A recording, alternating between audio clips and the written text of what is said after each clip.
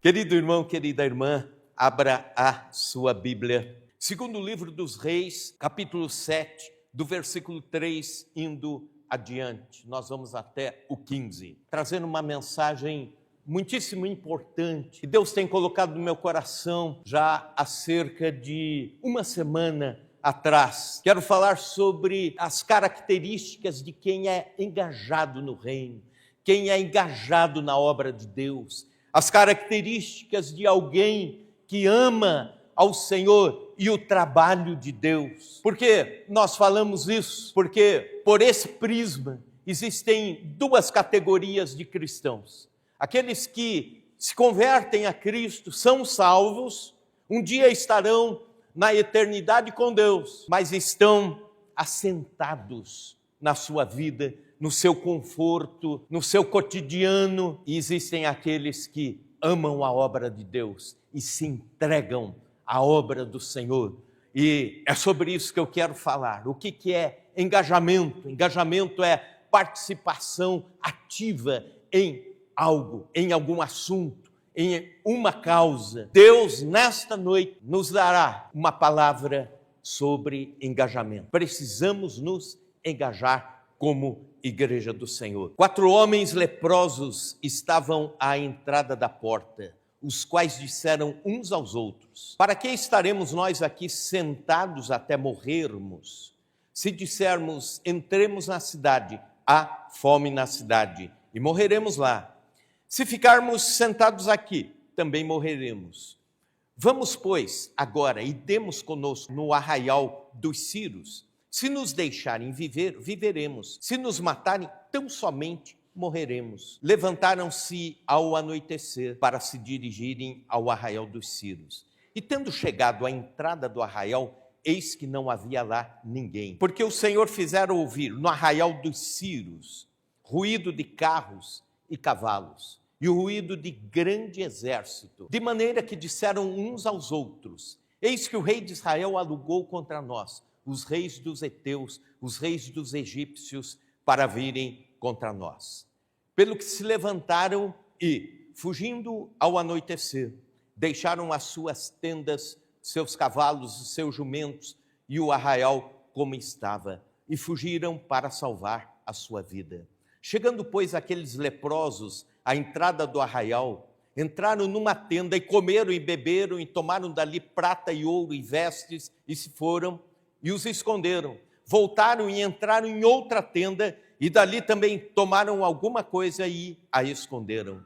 Então disseram uns para os outros: não fazemos bem, este dia é dia de boas novas e nós nos calamos. Se esperarmos até a luz da manhã, seremos tidos por culpados. Agora, pois, vamos e o anunciemos à casa do rei. Vieram, pois, e bradaram aos porteiros da cidade e lhes anunciaram, dizendo: fomos ao arraial dos Círios, e eis que lá não havia ninguém, voz de ninguém, mas somente cavalos e jumentos atados, e as tendas como estavam. Então os porteiros gritaram e fizeram anunciar a nova no interior da casa do rei. Levantou-se o rei de noite e disse a seus servos: agora eu vos direi o que é que os sírios nos fizeram. Bem sabe eles que estamos esfaimados. Por isso saíram do arraial e a esconder-se pelo campo, dizendo: quando saírem da cidade, então os tomaremos vivos e entraremos nela. Então um dos servos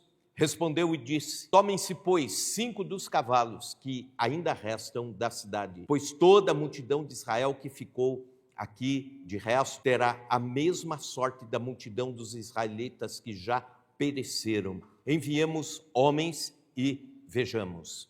Tomaram, pois, 2 carros com cavalos, e o rei enviou os homens após o exército dos sírios, dizendo: ide e vede. Foram após eles até o Jordão, e eis que todo o caminho estava cheio de vestes e de armas que os sírios, na sua pressa, tinham lançado fora. Voltaram os mensageiros e o anunciaram ao rei. Samaria estava cercada pelo rei da Síria com seu exército. Rei Ben-Hadad reinou entre 873 a 843 a.C. O cerco era uma estratégia para forçar a cidade a se entregar sem guerra. Então, os soldados inimigos cercavam a cidade, como cercaram de fato, e ninguém entrava, ninguém saía.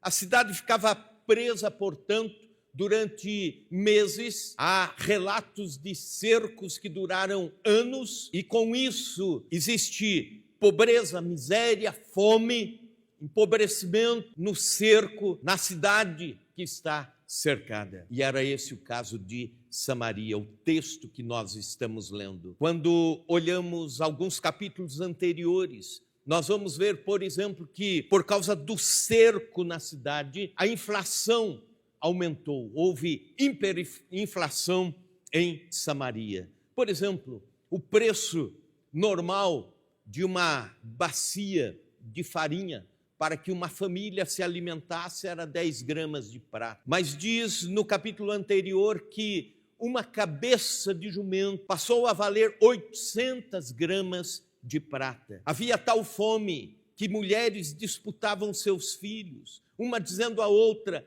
dá-me o filho hoje para que nos alimentemos, comamos a criança, e amanhã o seu, depois o meu, e assim por diante. Chegou a este ponto.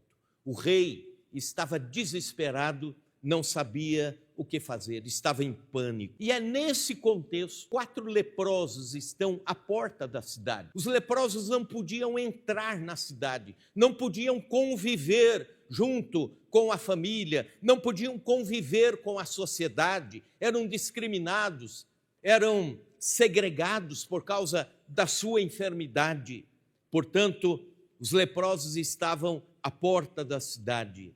E eles disseram uns aos outros: se nós ficarmos aqui assentados, vamos morrer. Se formos até ao arraial dos Círios, chegarmos lá onde estão as autoridades do cerco, talvez nos deixem viver. Se morrermos, tão somente morreremos. Morreremos lá ou morreremos aqui. Mas vamos. Se levantaram de noite e foram ao arraial dos Círios. Chegando no arraial, a cena era de deserção. Os cavalos estavam lá, as vestes estavam lá, o armamento estava lá, havia ouro, prata e comida em abundância nas tendas. Mas os círios tinham ido embora, fugido. Deus fizera-se ouvir um grande barulho, um grande ruído durante aquela noite. Os círios pensaram: Israel alugou os exércitos dos egípcios, dos heteus, e eles vieram contra nós, então precisamos fugir. E eles fogem, deixando tudo. Esses 4 leprosos entram numa tenda, comem, se saciam, pegam vestes preciosas, ouro, prata, escondem o ouro, a prata, enterram, depois vão para outra tenda da mesma forma, e quando de repente um diz ao outro: nós não fazemos bem, a cidade toda está em fome, a cidade, pessoas estão morrendo, esfaimadas. Se nós ficarmos aqui e nos saciarmos, Deus nos terá por culpado, seremos culpados. Então vamos e anunciemos a cidade. E assim eles fazem, voltam para Samaria e anunciam que o cerco acabou, que houve um milagre de Deus, não existem mais soldados cercando a cidade. Eu quero usar este texto, essa narrativa, para chamar a mim, a você, a igreja, para o engajamento, a partir da figura desses 4 leprosos. Fazendo uma analogia entre os 4 leprosos e a igreja do Senhor, eu quero levantar essa comparação, mesmo porque a nação é salva por causa desses homens. 4 homens improváveis, mas de repente tudo acontece, a salvação de Samaria, porque eles foram e eles anunciaram a cidade. Primeira característica de gente engajada, gente que coloca a mão na massa, gente que vai ao arraial dos Círios, gente que volta, gente que anuncia o evangelho, as boas novas. Primeira característica, gente engajada está atenta às improbabilidades de Deus. Versículo 3 nos diz que eram 4 leprosos. Os leprosos, como já falei, eram segregados, eles não podiam ficar junto com a família, não podiam ficar junto com a cidade, não podiam caminhar, não podiam andar nas ruas da cidade. Quando eles andavam nas estradas, nos campos, e alguém vinha em direção a eles, eles tinham que gritar: cuidado, desvie, eu sou leproso, leproso, leproso. E a pessoa então desviava, sob o risco de contaminação. Alguns elementos improváveis. O que é improvável? Aquilo que não esperamos, o que não imaginamos, não contamos com algo e de repente lá está. Primeiro, versículo 3, 4 homens leprosos, pessoas improváveis, doentes, segregados, mas usados por Deus. Você não precisa ser capacitado para ser engajado. Deus te capacita, Deus talha, Deus trabalha, Deus, na sua imensa graça, prepara os seus vasos para serem usados, os seus instrumentos para serem usados. 4 homens que nós poderíamos olhar e dizer jamais seriam heróis, mas foram heróis, gente improvável, mas também tempo improvável. Levantaram-se ao anoitecer, diz o texto. Ninguém andava ou caminhava em tempo de guerra durante a noite. Em tempo de guerra durante a noite, alguém seria alvejado, alguém seria preso. De dia já era difícil demais, mas eles foram à noite.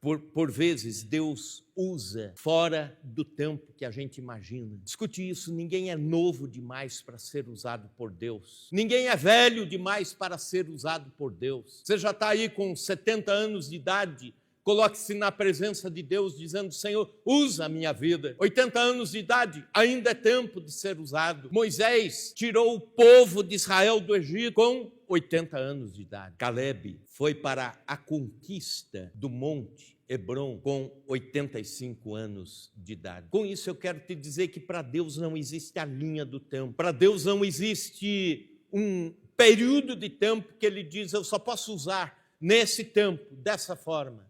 Nós estamos num século difícil, mas mesmo assim, Deus continua usando pessoas, levantando pessoas para usar na sua obra. Tempo improvável, à noite. Método improvável. Deus usa métodos que a gente não imagina. Por exemplo, a ideia poderia até ser o cerco acabar por causa da guerra, o cerco acabar porque Israel se empoderaria e destruiria o cerco, o exército dos sírios. Mas Deus faz diferente. Ele usa um ruído, um grande barulho para afugentar os inimigos. É o jeito de Deus, é a forma de Deus agir. Milagre de Deus, forma improvável, método improvável. Você não espera e de repente Deus age daquela forma. Você não imagina, Deus está agindo de uma forma improvável. Pois bem, escute isso, métodos improváveis. Era tarde do dia 21 de abril de 1855. Professor de escola dominical que estava preocupado com alunos que ainda não tinham entregue a vida para Cristo. Ele resolveu ir, o Kimball, visitando um por um dos alunos. E ele chega numa sapataria onde trabalhava um menino chamado Moody. E o professor Kimball conversa com ele, chama ele para uma sala à parte. O Moody estava preparando o estoque, arrumando o estoque nas prateleiras. E ele desce da escadinha para atender o professor de escola dominical.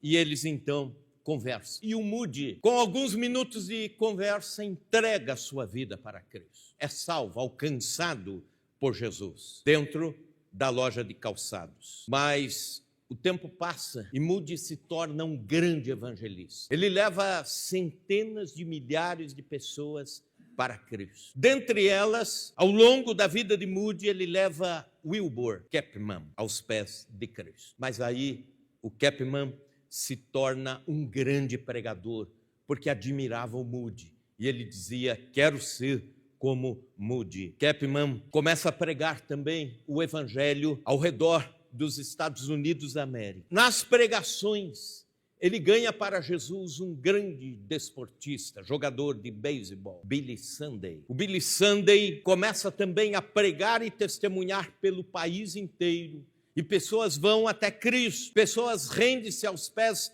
de Jesus. E dentre os que se convertem através do testemunho e da pregação de Billy Sunday, chega aos pés de Jesus Mordecai Ham. Mordecai Ham foi também pregador. Converteu-se a Cristo e se tornou um homem de Deus, levando a palavra de Deus ao mundo e também Estados Unidos da América especificamente. E quando em 1934, ele pregava na cidade de Charlotte, Carolina do Norte, Estados Unidos.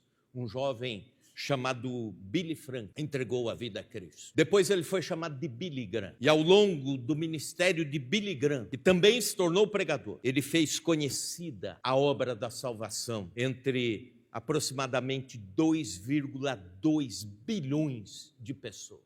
Ao longo do ministério de Billy Graham, até o ano de 2008, estima-se que mais de 2 bilhões de pessoas tenham ouvido a mensagem de salvação. Estatísticas de 2008. Acompanhe isso. Entre 1855 e 2008, 153 anos, desde que Moody se converte, até o levantamento de tantas pessoas no mundo ouvindo o Evangelho, você pode imaginar que algo foi programado. Não foi programado. Era algo do coração de Deus. Um professor de escola dominical, simples, há 153 anos atrás, levava um jovem a Cristo e começa uma cadeia de acontecimentos, de forma que bilhões de pessoas ouvem a palavra de Deus 153 anos depois. Eu quero dizer com isso, irmão e irmã,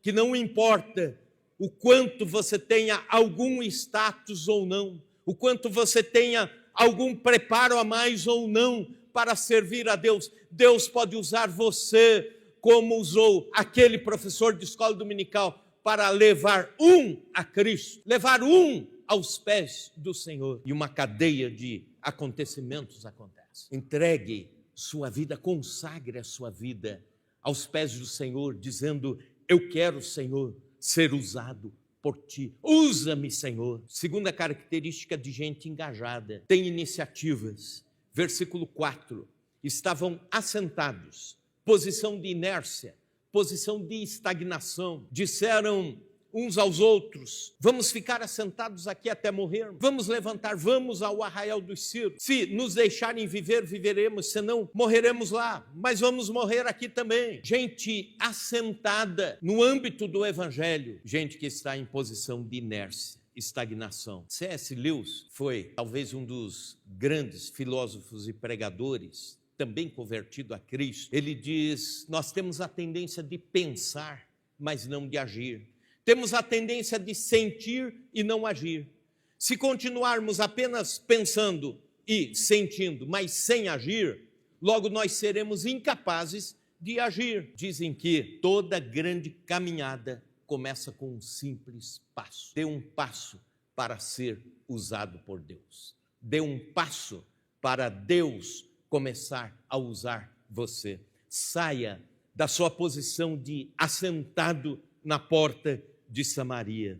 Dizem que no mundo há 3 tipos de pessoas com relação às iniciativas. Primeiro, as que assistem as coisas acontecer. É a maioria das pessoas. Segundo, as que não se dão conta das coisas acontecendo. É aquelas que nem querem saber o que está acontecendo e nem assistem. Terceiro, as que fazem as coisas acontecer. Que Deus levante na IPI de Chapadão, que Deus levante entre nós, que Deus levante entre o povo de Deus, gente que faça as coisas acontecer. Aleluia. Gente engajada, gente consagrada, gente que tem iniciativa, gente que faz algo para o reino de Deus. Observe que as pessoas sem iniciativa vivem constantemente arrependidas pela inércia, arrependidas porque algumas oportunidades apareceram e se foram. Oportunidades desperdiçadas,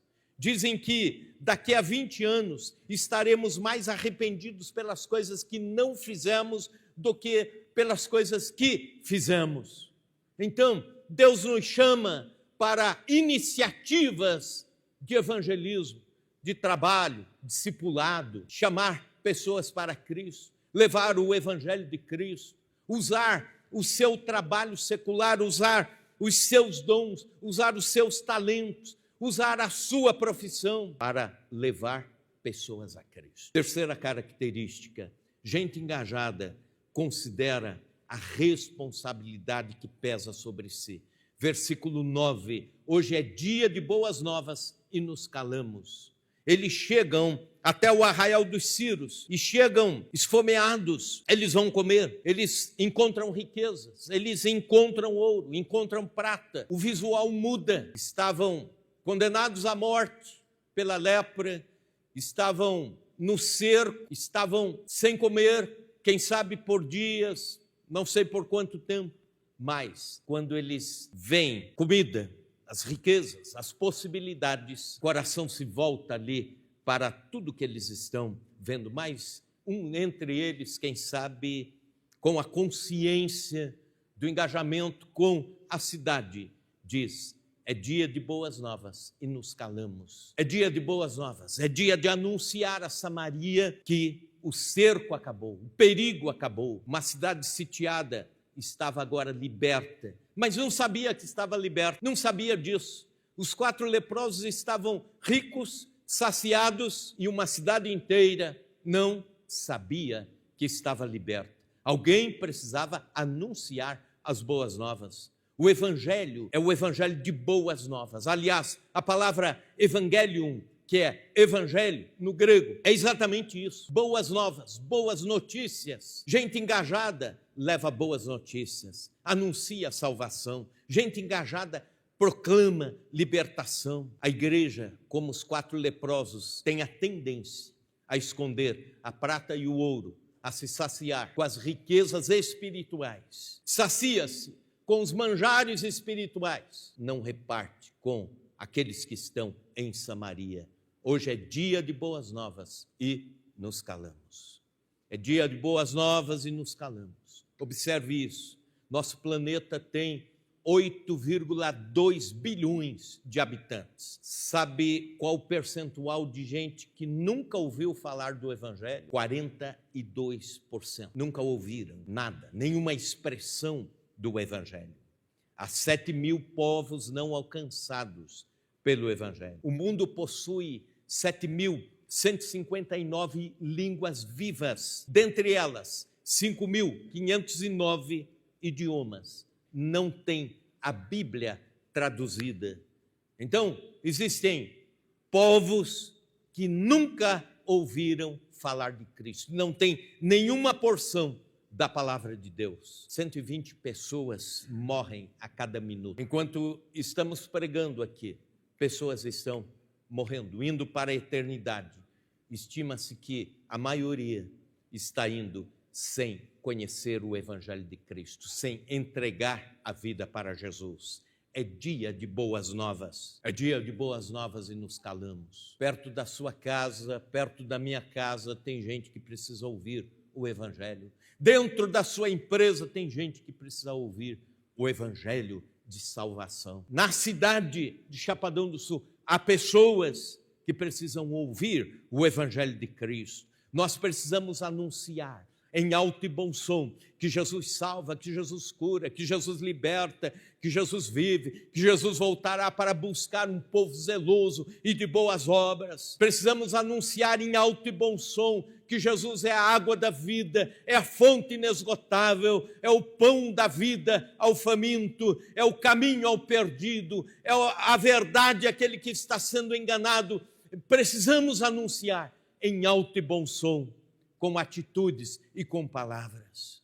É dia de boas novas. Igrejas precisam investir em missões. Ministérios da igreja precisam parar com as suas querelas internas e levantar os olhos, obedecer aquilo que Jesus nos manda. Levantai os olhos e vede a seara como está branca para a colheita. Precisamos, os crentes precisam descer do alto das suas torres de mármore, de conforto, e perceber que ao redor, talvez bem perto de nós, há pessoas solitárias, mal amadas pela sociedade, pelas famílias, há gente com ideação suicida em qualquer lugar que se vai. Há jovens que estão se embrenhando em vício, drogas, telas, ócio e assim por diante. Jovem cristão que está na faculdade, leve alguém para Cristo, fale de Jesus, anuncie o evangelho de Cristo, traga colegas de faculdade a Jesus.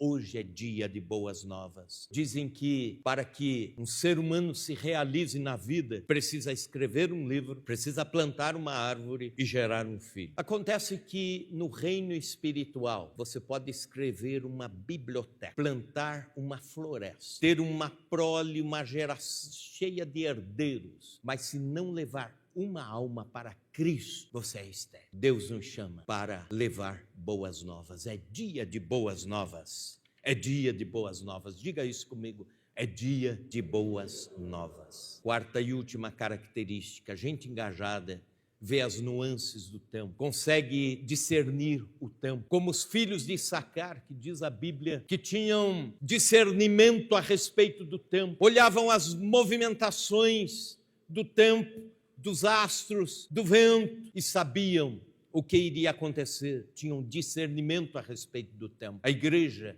precisa ser assim, gente engajada é assim, e eles dizem o seguinte, veja bem, versículo 9, se esperarmos até a luz da manhã, seremos tidos por culpados.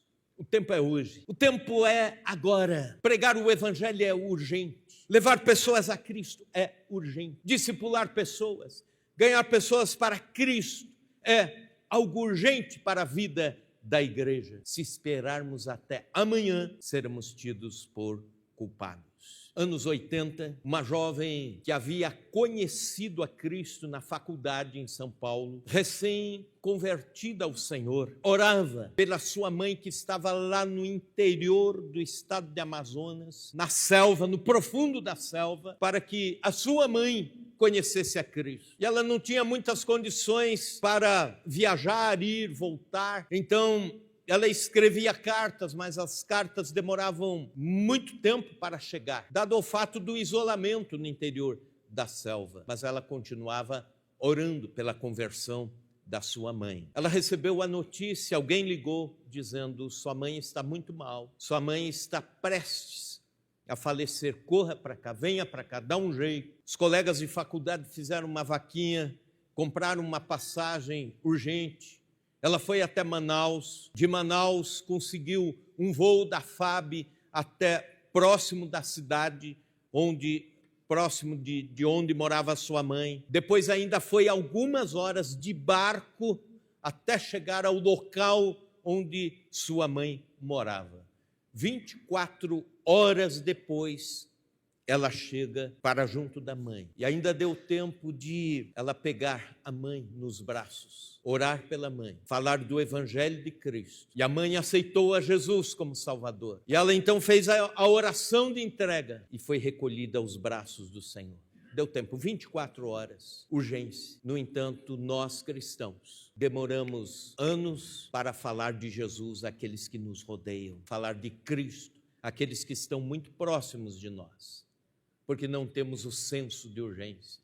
Se esperarmos até amanhã, seremos tidos por culpados. Vamos ficar em pé na presença de Deus. Deus está buscando gente engajada. Deus está buscando homens, adolescentes, mulheres, idosos engajados na obra sua, consagrados ao serviço de Deus, para o evangelismo, para o trabalho, para o discipulado, para células.